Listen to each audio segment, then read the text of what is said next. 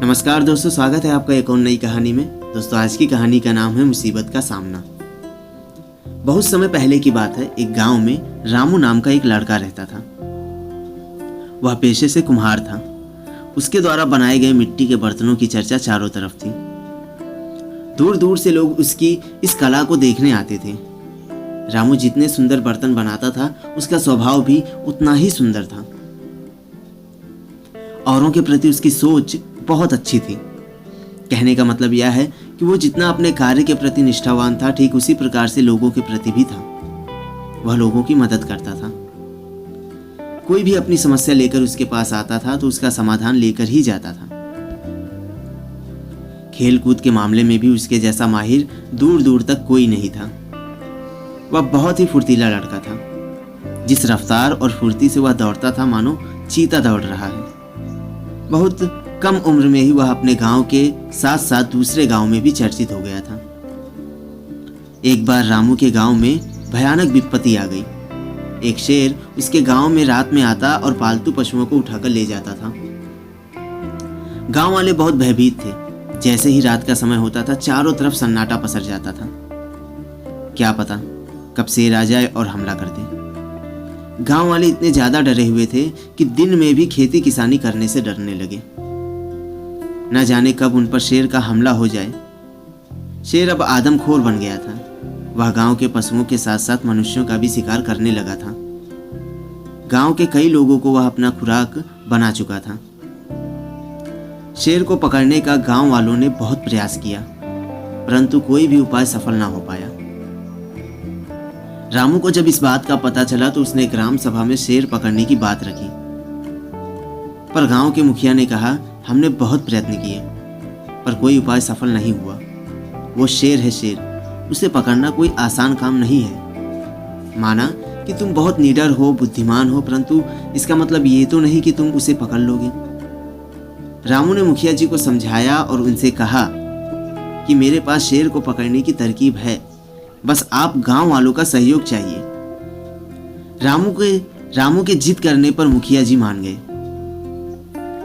अब रामू ने 3 तरकीब निकाली, जिसमें 2 कुछ आसान और एक कठिन तरकीब थी। उसने सोचा सबसे पहले आसान तरकीब आजमाते हैं। सफल रही तो ठीक, वरना कठिन तरकीब अपनानी होगी। पहली तरकीब थी, एक पिंजरा बनाया गया और उसमें मांस का टुकड़ा लगा दिया गया, जिससे शेर आए और पिंजरे में कैद हो जाए।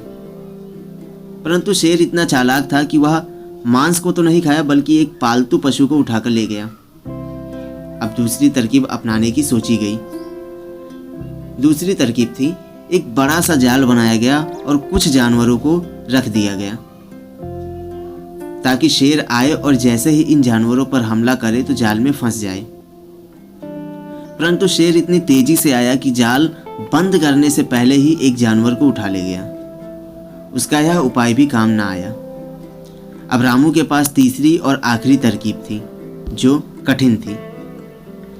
अब की बार वह अगर काम ना आई तो पूरे गांव में उसकी जग हसाई हो जाएगी।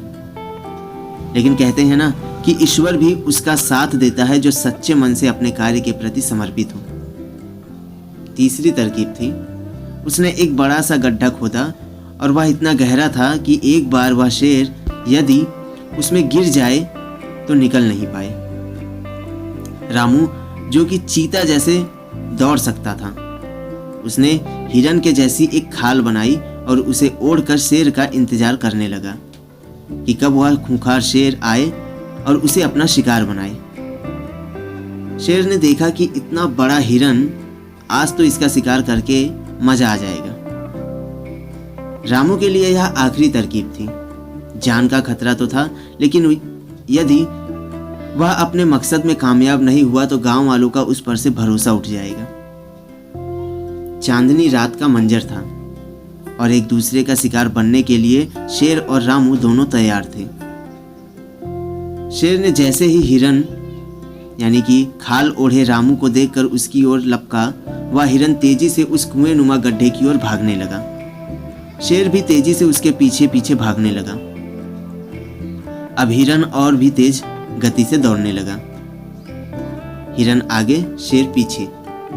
और जैसे ही शेर ने हिरन को पकड़ने लंबी छलांग लगाई तो हिरन ने भी छलांग लगाकर बड़े गड्ढे को पार कर गया और शेर इससे पहले कुछ समझ पाता वह कुएं नुमा गहरे गड्ढे में गिर गया, जिससे वह निकल नहीं सकता था।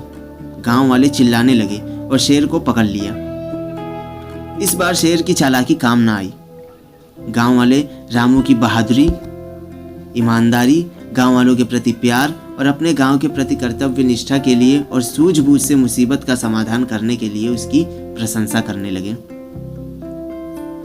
दोस्तों, इस कहानी से हमें यह सीख मिलती है कि समस्या कितनी भी बड़ी क्यों ना हो, अगर सही तरीके और सूझबूझ से समाधान निकाला जाए तो हर मुसीबत का डट कर सामना किया जा सकता है।